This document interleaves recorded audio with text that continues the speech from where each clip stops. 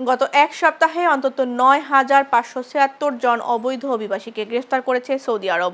দেশটির স্বরাষ্ট্র মন্ত্রণালয় শনিবার এক বিবৃতিতে জানায়, গত ৭ মে থেকে ১৩ মে পর্যন্ত সংশ্লিষ্ট সরকারি সংস্থাগুলোর সহযোগিতায় নিরাপত্তা বাহিনীর যৌথ অভিযানে তাদের গ্রেফতার করা হয়।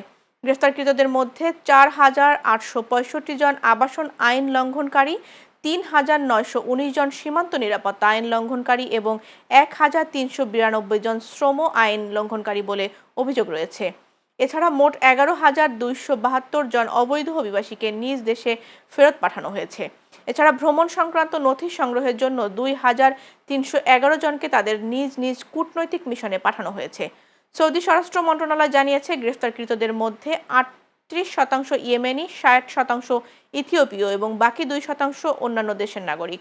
স্বরাষ্ট্র মন্ত্রণালয় সতর্ক করে জানিয়েছে, কেউ যদি অবৈধভাবে অভিবাসীদের সহায়তা করে তবে তাদের সর্বোচ্চ ১৫ বছরের কারাদণ্ড এবং সর্বোচ্চ ১০ লাখ সৌদি রিয়াল জরিমানা করা হবে। পাশাপাশি পরিবহনে ব্যবহৃত যানবাহন ও আশ্রয়ের জন্য ব্যবহৃত বাড়িঘর জব্দ করা হবে।